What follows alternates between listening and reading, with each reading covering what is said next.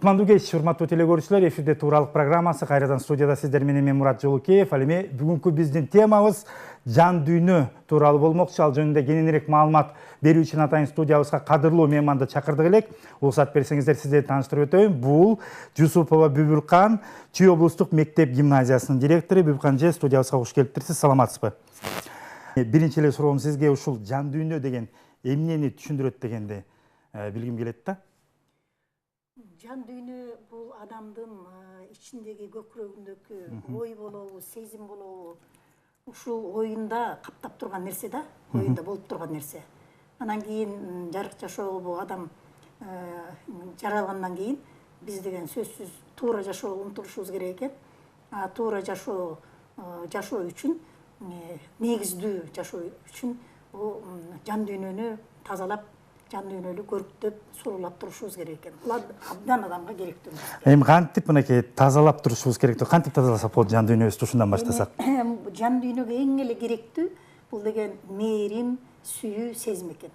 Абдан керектүү. Жан дүйнө тазаланыш үчүн, көрктүү болуш үчүн ушул нерсе керек экен да. Жан дүйнөнү ушу көрктөн азайтып, анан кийин ушу күңүрттөтүп турган, караңгылатып турган нерсе бул деген жан дүйнөнү бул коркунуч сезим, ыза, анан кийин ар кандай кектер, арман, анан кийин ушундай бир жаман ойлор, ушунун баары тең жан дүйнөнү баягы күңүртөтүп турат экен, адамдын жашоосун кыскартат экен, ар кандай ооруларды адамга жаратат экен. Анан кийин мисалы айтсак, мына коркунуч сезими. Бул коркуу сезими көп адамдарда бар. Мисалы, эч нерсе боло электе эле адам өзү корко берет. Мисалы, энелер абдан балдарын ойлоп эле корко берет да. Балам аман болсо экен, тигинсе экен, минсе экен. Же болбосо мисалы, мал жоготуп койсо, үй ээси мына уур алып кетти, эми табылбайт деп коркот. Бирок ушул коркуу сезимдин баары тең баягы Снельников деген парапсихолог айткандай, бул деген ошол жамандыкты өзүнө чакырып алат экен адам. Ойлор баягы жаман ойлор жамандыкты чакырат экен. Орустар айтып койгон эмеспи, ойлор материализацияланат депчи. Жаман ойлор демек кайра турмушта кезигишип, өзүбүзгө өзүбүз чакырышыбыз мүмкүн экен да. Ууруну деле чакырып алат экен. Мисалы, караган кишилер Снельниковдун китебинде ошондой жазылган. Анан кийин биз коркуу сезиминен сөзсүз кутулушубуз керек экен. Коркуу сезими адамда болбош керек экен. Ал үчүн кандай ыкманы жасаш керек? Коркуу сезими болбош үчүн жакшыны ойлош керек. Ушу жоголгон нерсе биротоло жоголду дебей табылат. Бул деген биздин агым кебиз менен багып жүргөн малыбыз болчу, же болбосо биздин агым кебиз менен тапкан буюм эле. Аны издеп атам, сөзсүз табылат деп жакшыны ойлоп, анан кийин Кудайга баягы тапшырууну дагы билиш керек экен да. Кудай сөзсүз жардам берет. Кудай тапканга мага жардам берет деп жакшыны ойлоп койсо эле, анан адамдын өзү дагы сооронуп калат. Анан кийин ошол нерсе табылганга кандайдыр бир өзүнчө сиз айткандай мотивация болот экен да. Сөзсүз түрдө ошол жакшылык менен бүтөт. Ушундай коркунуч сезим менен көп адамдар жашап келет, бирок ошол сезимден арылыш керек. Кантип арылыш керек? Ушинтип адам өзү сөзсүз түрдө коркпой, жакшы ниет кылып, жакшыны ойлоп эле, анан кийин өзүн сооротуш керек да. Анан кийин мына Кудайга койдум, Кудай жардам берет дегендей эле ошондой бир айыптан керектүү. Кыргыздын Бүбүлкан жакшы сөзү бар эмеспи? Токпейил деген. Ооба. Токпейил болуш керек экен да баарына. Кудай буйруса баардыгы жакшы болуп кетет деп. Буйруса жакшы болот. Дагы жан дүйнөнү тазартуунун дагы кандай жолдору бар? Дагы бир таарыныч. Таарыныч бул деген аябай адамдын жан дүйнөсүн ушундай кирдетип, ушундай бир тоскоолдуктарды алып келчү нерсе да, таарыныч дагы. Таарыныч менен көп адамдар жашап келет. Анан кийин ушул таарынычты эч качан ойго, жан дүйнөгө сактабаш керек экен. Ал үчүн кечиримдүү болуш керек экен. Канчалык ыза болсоң дагы, канчалык сен адамга таарынсаң дагы, канчалык сен күйүп кеткен учурда дагы ошол адам үчүн, сен алдап ушинткөн үчүн, бирок сен ошол таарынычтан чыгышың керек экен. Анын ыкмасы Луиза Хей мисалы мындай деп. Луиза Хей ким? Луиза Хей бул американский парапсихолог, бул абдан белгилүү адам. Анан кийин ошол киши мисалы ушу таарынычтан сөзсүз түрдө кетиш керек дейт. Анан кийин ошо мен сени мен сага таарынбайм. Ошо таарынган Мен сени кечирдим. Мен сени көргүм келбейт. Мен сени кечирдим деп эле көп жолу айтыш керек экен. Жада калса Ал кишиге же өзүңбү? Өзүң. На расстоянии деле. Ал киши кезикпей туруп деле. Мен ушуну кечирдим, таарынбайм деп эле адам өзүн өзү внушать этип, өзүнө өзү сөз берип эле мен муну кечирдим, мен буга таарынбайм деп эле ушундай тренировка керек экен да. Ыкма керек экен ушундай. Ошентип анан кийин ошентип айтып миң жолу кайталагандан кийин демек жан дүйнөсү ички тазарылып чындыгында эле ал кишинин баягы күнөөсүн кечирүүгө мүмкүнчүлүк болот бекен анан? Ооба, болот экен. Сиз өзүңүз текшерип көрдүңүз беле? Мен өзүм текшерип көрдүм. Мен деле ошол таарыныч менен жашап келген адам болчумун. Коркунуч сезими менде аябай көп болчу мурда. Ар бир нерсени ойлоп эле корко берчүмүн. Анан кийин ушундай жашоо сабактарын окуп, ушундай парапсихологдордун китептерин окугандан кийин кадимкидей кечиримдүү болуп, анан кийин ушундай коркунуч сезимден арылып, анан кийин мисалы көп адамдар арман менен жашайт. Анан кийин ар кандай кайгылар менен жашайт. Анан кийин кек менен жашайт. Анан кийин ыза менен жашайт. Ошонун баарын көкүрөгүнө сактай берет да жан дүйнөсүндө. Ушунун баары тең толуп турса жан дүйнөгө, анда сезим, мээрим, сүйүү деген жакшы нерселер жан дүйнөгө кире албайт да. Ошон үчүн жан дүйнөнү жанагындай жаман нерселерден арылып кетириш керек. Ички ауранын баарын терс жактын баары каптап калып, жаап калып, таза аура кире албайт экен да. Ал үчүн эмне керек? Мисалы, ошол ойду, ошол жакшы ойлорду дилге салыш керек экен. Мисалы, жан дүйнөнү айтып атып, биз деген дил деген эмне? Телекөрүүчүлөргө түшүндүрө кетсек. Бул жан дүйнөнүн өзүнүн жан дүйнө эмнеден турат? Жан дүйнөгө эмне кирет? Бул эң эле биринчи дил экен. Дил бул деген жан дүйнөнүн өзөгү экен. Мисалы, жанакы кыйылган бакты эстесек, элестетсек, ошонун мындай эң ортосунда чекити болот. Андан кийин тегерекчелер болот. Ошо элестетсек, эң эле түбүндөгү ортосундагы өзөгү бул деген дил болот экен. Анын сыртындагы дит болот экен. Анын сыртындагы ниет болот экен. Андан кийин пейил болот экен. Анан кийин ошол жан дүйнөнүн баарын тең каптап турган көңүл болот экен. А жанакы мен айтып кеткен дил, дит, ниет, анан кийин пейил бул деген катуу өзөк болот экен. Жан дүйнөнүн өзөгү болот экен. Анан кийин мына көңүл деле ушуга тийиштүү болуп атат, ниет дагы тийиштүү болуп атат. Анан кийин дил жөнүндө айтсак, бул дилден чыккан ой, дилден чыккан сезим бул эң баарынан күчтүүсү болот экен. Эң күчтүүсү. Эмне үчүн? Себеби деген ал деген өзөк. Ошол ойду дилге салыш үчүн дагы адамга абдан чоң аракет керек. Мисалы, бир нерсеге адам деген адам бир нерсени ойлоп атат, ошого мисалы кайгырып атат, коркуп атат ошол нерседен. Бирок адам акыл дүйнөсү менен ошол ойду дилге салыш керек да. Өзү таразалап көрүп, анан кийин бул мындай. А бул чындыгында жакшы эле бүтөт, жакшы эле болот деп анан кийин ошол жакшы менен ниеттенип, ниет ошо дилге жардам берет экен да, анан кийин ошол ой ишке ашат экен да. Мисалы, мен эмеде мектепте окугандыктан окуучулар жөнүндө айтайын. Мисалы, окуучу 11 жыл мектепте окуп жүрөт дагы, билим алат. Анан кийин ошол билимди мисалы деген ошол дил менен алат. Себеби деген ал деген терең ойго салып койду. Билим алуу керек, бул деген келечегиме керек деп.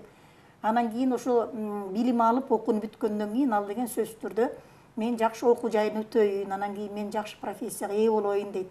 Анан ошонун баарын дилге салган ой да. Анан кийин окууну бүтүп, анан кийин мисалы бир университетке өтөйүн деп умтулуп атат, мына ошол ниеттен. Жогорку билимдүү белгиси болгусу келет. Ниеттенет, анан кийин биринчи кадамдарды салат, таштайт. Мана ниет жардам берет ошол ишти аткарганга. А ниет деген убактылуу болот экен. Убактылуу ойлор болот экен, ниет. А дилден чыккан ой бул деген көпкө сакталат экен да, түбөлүктүү болот экен. Мынакей бул канча сиз сөзүңүздө баягы батыштын парапсихологдорун, психологдорун айтып атасыз да. Эми өзүбүздүн баягы кыргыз элибизге, өзүбүздүн каада салтыбызга, өзүбүздүн ата бабаларыбыздын ушул жан дүйнө тармагына өтсөк да, негизи эле бул илгертеден сиз айтып аткан сөздөрдүн бардыгын биздин ата баба колдонуп келген. Ал жөнүндө көптөгөн макал лакаптар бар, ал жөнүндө көптөгөн уламыштар бар. Ошол жагына токтоло кетсек да. Мисалы, биздин аталар айткан, эгерде сен жаман нерсени уксаң, жаман нерсени көрсөң, ошол жерден ташта. Бүркүп сал, өзүңдөн силкип сал. Эгерде сен ошону жан дүйнөңө сактасаң, сени ал ичиңен жей баштайт деген. Бир атанын, улуу атанын сөзү менен. Чындыгында эле ошол таарынычты мынакей ичиңе сактап калсаң, ал көйгөй болуп, ичиңен оорулар жаратат деген сөз да. Ошон үчүн ошол эле жерден сен деген таарынбай таштап сал деген. Мына, анан кийин мисалы, менин атам көп жолу акыл айтып атып, мындай айтканда, балам, турмушта ар кандай нерселер болот. Кубанычтар болот, кайгы капа болот, бирок канчалык кыйын нерсе болуп атса дагы, сен деген тобо, мындан жаман болсо, Кудайга шүгүр. Мындан жаман болсо эмне болот эле деп сени элестет дейт жамандыкты. Анан кийин чындыгында ушул кайрат болот экен да. Адам аябай чарчап туруп, бир нерсени жасабай туруп, анан кийин кайрат кылса, Кудайга тобо. Мындан жаман болсо эмне болот эле? Же болбосо жанагындай жоготуу болуп атканда деле кыргыздарда сөз бар да. Ай, ыйдын арты ый болот, токтоткула. Ушуну менен токтоп калсын, көп эле ыйлай бербегиле деп ошол жерден кайрат, адам өзүн өзү кайрат кылыш керек да. Ошо жоготуу болгон адам тобо кылайын, мынакей уучум кур эмес, калган жакындарым да бар деп кайрат кылыш керек экен да. Мындан жаман болсо эмне болот деп ошол деген турмушта аябай жакшы эмелерди берет экен, кайрат берет экен да. Анан кийин мисалы азыркы келечектеги мурдакы адамдар абдан чыдамдуу, сабырдуу, көтөрүмдүү, кечиримдүү болгон экен. Азыр кандай? Азыр болсо, Азыр мектепте да мугалим болуп иштейт экенсиз. Азыр болсо, азыркы жаштар морт келип калды. Азыркы жаштар анча көтөрүмдүү эмес. Билбейм эмне үчүн, балким жакшы жашоо ошондук алып келип атабы. Биз мектеп балдарын албаганда деле, мынакей жаштар, 30-40 жаштагы жаштарды алсак деле, азыр деген ажырашуулар көп болуп, бири-бирин кечире алышпай, анан кийин кичине турмуштун кыйынчылыгын көтөрө албай эле, анан кийин ажырашуу болуп кетип атат. Анан кийин ушул дагы ушул аталардын сөзүн эстесем, бир атанын мындай сөзү бар да, акылыңар менен кыйналсаңар дагы, жан дүйнөңөр менен кыйналбагыла, көкүрөккө салбагыла деген. Бул муну кандай түшүнсө болот? Мисалы, адамга бир кыйынчылык келди дейли, түйшүк болуп атат. Бирок ошону ойлоп эле, ушуну менен бүтүп калгандай эле, өмүрү токтоп калчудай эле, ошону эле ойлоп эле, кайгырып эле, ошого берилип кетсе, көкүрөккө түшүрүп ийсе, бул деген мүнөзгө айланып калат экен. Адам мүнөзү өзгөрүп, ыйлак болуп калат экен, чыртылдак болуп калат экен, урушчак болуп калат экен, таарынчак болуп калат экен. Өзгөрүлүп, мурда таарынчак эмес, мурда ыйлак эмес адам турмуштун кыйынчылыгынан эле ушундай болуп калат экен да.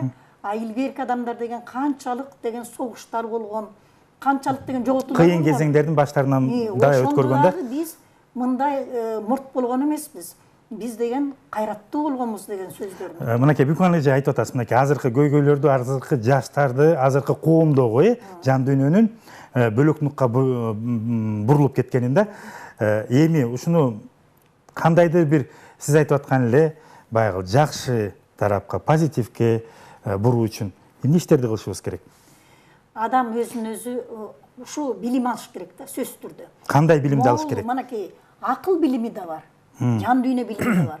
Бул жан дүйнө билими өтө татаал. Бирок ушул нерсени деген акыл насаатты көбүрөөк угуш керек. Илгерки ата бабанын ушундай акылы. Балким ушул жерден Бүкөн эже, биз айтып атабыз илгерки ата бабаларыбыз, биздин аталарыбыз депчи. Балким азыр жаштарда дагы күнөө азыраак ошо улуу муундадыр. Ошондо акыл насаатты айта турган, ошондой эле баягы кыргыздын каада салтын түшүндүрүп, туура багыт бере турган биздин аксакалдарыбыз, биздин улуу муундарыбыз жетишпей аткандыр. Туура. Биз мисалы бала чакта ата энелерибизден ушундай акылдарды үйрөнгөнбүз. Ооба. А бирок биз курактуулар айтты, айткан жок бу балдарына. Бул белгисиз. Бирок мен абдан көп учурда кезигишип атам да ушундай нерселерди. Азыр деген ушу могу базар экономикасы башталгандан кийин эле глобалдаштыруу 21-кылым азыр жашоонун нугу бөлөк. Нугу бөлөк болуп атат. Анан ошондуктан баягы материалдык жагын карап туруп эле анан кийин балдардын келечегин ойлобой, балдарын акыл айтмак түгүл таштап туруп, башка мамлекетке, башка жерге келип, анан баласынын келечеги эмне болот, кандай болот, такыр ойлонбогон ата-энелер да бар экен да. Ошон үчүн мен, сиз топтур айтасыз, сиз менен мен макулмун, жаштардан мурун ошо жаштарды тарбиялаган, акыл берчү ата-энелерди болуп атат да күнөө. Себеби ошол жаштар ата-энелерден туура тарбия албай калды. Момундай илгерки ата-бабанын акыл насаат сөздөрүн укпай калды. Ошон үчүн аларга деген бул нерсе мындай таандык эмес болуп атат. Мынакей ушул жерибиз баягы эмеде бош болуп атыптыр да. Эми ушуну толтурушубуз керек да чындыгында. Эгер баягы ата-эне турмуштун баягы кыйын кырдаалынан балким ошентип чет мамлекетке кетип аткандыр. Эми бул материалдык тарап бул бөлөк сөз. Бул жөнүндө дагы бул тема жөнүндө сөз кыларбыз, бирок жан дүйнө жөнүндө айтып аткандан кийин азыр мен ойлойм да ошол нерсени толтурууну анда коом өзү колуна алыш керек го деп ойлойм да. Кандай дейсиз? Муну коом колуна алыш үчүн демек эмне кандайдыр бир иш-чараларды өткөрүшүбүз керекпи? Же сиз айтып аткандай ошондой бир китептерди же кандайдыр бир лекцияларды окушубуз керекпи? Ошону мектептен башташыбыз керекпи? Кандай кылса болот да? Ушул чындыгында эле аябай чоң жоготуу болуп баратат да ушул тарапта. Туура айтасыз. Бул жаштар билиш үчүн сөзсүз түрдө кичинекей чагынан эле балдарга акыл насаатты айта баш керек. Айта бериш керек. Анан кийин мен ойлойм ушу кыргыз мектебинде сөзсүз түрдө кыргыз таануу сабагы болуш керек. Мейли окуу программасына кирбесе дагы ийрим катары кирип, ушул сабакты биз деген жаш балдарга сөзсүз үйрөтүш. Кыргыз таанууда демек ал сабакта эмне жөнүндө сөз болот? Кыргыздын илгерки тарыхы, кыргыздын илгерки салты, кыргыздын тили, мына ушуларды биз деген тереңирээк балдарга үйрөтүшүбүз керек. Чечмелеп бериш керек да, ооба. Мисалы деген мына кыргыздын эң ушундай байлыгы бар, бул макалдар. Ар бир макалды эле иликтеп балдарга акыл айтса болот да. Ооба. Ошон үчүн ошол нерсе сөзсүз керек. Анан кийин уже мектепти бүтүп кеткен жаштар үчүн ушу сиздин программаңызга окшош тууралык жөнүндө көбүрөөк айтып, ушу жан дүйнө, акыл дүйнө жөнүндө көбүрөөк айтып, ар кандай семинарларды бериш керек, китепчелерди чыгарыш керек, анан ушу жаштарды үйрөтүш керек сөзсүз. Мынакей, ооба туура айтасыз. Букан эже, мынакей сиз мектепте баягы тажрыйбасы бар мугалим катары мен суроо бергим келет да, мынакей кыргыз таануу деп атасыз да, негизи кандайдыр бир консультативдик түрдө сиздердин мектептерде негизи эле Чүй жергесинде, Бишкектеби, Кыргызстандагы ушул багытта иштелип практика жүзүндө өткөрүлүп жаткан кандайдыр мектептер барбы? Ушул биздин теманын тегерегинде. Башка мектептерди жөнүндө айткым келбейт, бирок биз өзүбүздүн мектебибиз жөнүндө айтып келсек, бизде бар. Жакшы. Кызыккандар көппү, баргандар көппү, балдарга жагабы? Абдан көп. Абдан көп. Себеби деген биз телевизордон деле көрүп жүрөбүз. Кыргыз таануу жанагы семинарлары балдар үчүн өткөрүлүп, анан телевизордон бергенде канчалык элди уксаң, ошонун баары тең рас болбоду, мына могул передачаны рас эле туура балдарга үйрөтүү болот экен, ушундай керек экен, тиги боз эмне экенин билет, тигини билет, муну билет деп үрп атат, каада сал. Аябай жактырып аткан ата-энелерди, мындай телегөрүүчүлөрдү көп уктум мен. Абдан жактырат. Жакшы. Анан кийин ошол бир эле телепередача аздык болот дейм да, ошо системный кылып бир көбүрөөк беришибиз керек го деген ойдомун да. Себеби кыргызды кыргыз кылган, кыргызды сактап келген бул кыргыз тилибиз, тарыхыбыздын салтыбыз да. Албетте. Салт деген бул идентификация болуп аткан, бул биздин сиз айтып аткан нерселер. Ооба, мына ушул эле салтта жатат да. Ушу улууну сыйлоо, анан кийин жанакы чиримдик байлыкты ойлобой, адамды бири-бири менен сыйлап, мамиледе болуп, жакшы мамиледе болуп, анан кийин пейили тар болбой, кең пейил болуп, ушунун бүт баарысы бул деген көрсө илгерки ата-бабалардын байлыгы экен да. Албетте. Акылдуулук экен да, терең акылында жатат. Мынакей Бибукан эже, жана башында сөзүн айтып өттүк, глобалдаштыруу, баягы 21-кылым, цивилизация азыр аябай тез өнүгүп аткан мезгилде чындыгында биздин балдарга аябай баягы өзүнө маалымат топтоо жеңил болуп атат да, бирок маалымат топтогону бул жалпысынан негизинен батыштын, бөлөк чет элдиктердин, ошолордун маданиятын, ошолордун көз карашын өздөрүнө бат сиңирип алып атат да. Анан ушул жерден биздин өзүбүздүн кыргызыбыздын сиздер айтып аткан, биз айтып аткан жанагы бардык жан дүйнөнүн баалуулуктары эмнегедир баягы экинчи орунга жылып аткан себептеринин бири балким мен ойлойм ушул биздин ушул интернет булактарында же болбосо ушул эле жалпыга маалымдоо баягы саясатында чоң кемчиликтер болсо керек да. Муну кандайдыр түрдө чечмелеш керек да, туурабы эже? Туура, сөзсүз.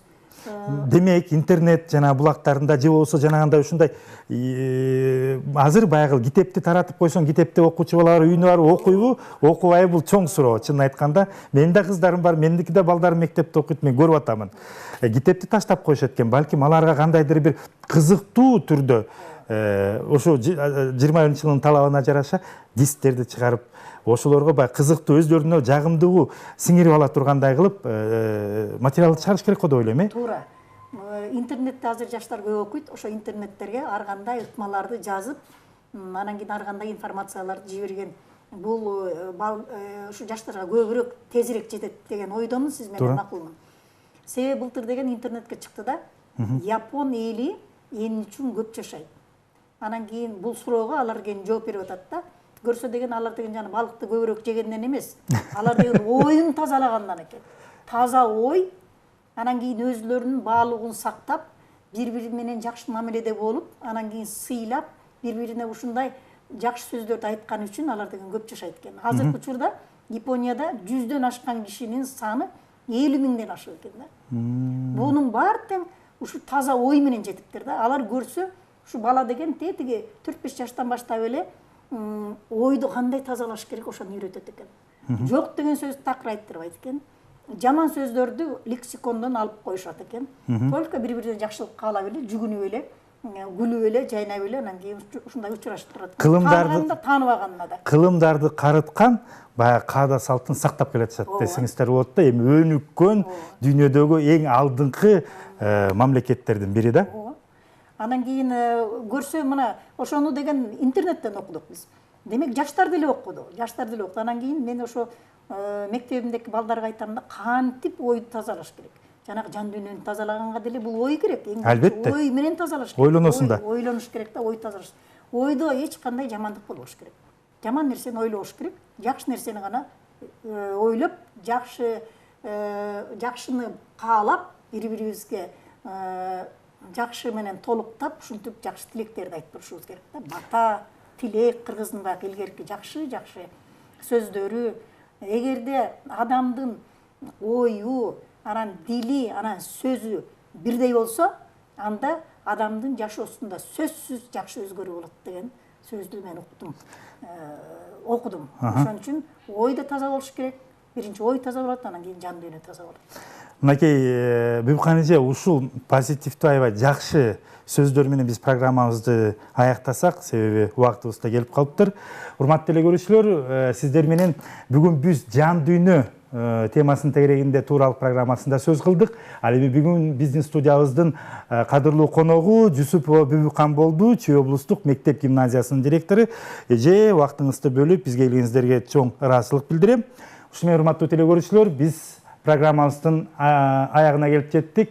Амандыкта, ден соолукта, сак саламатта болуңуздар.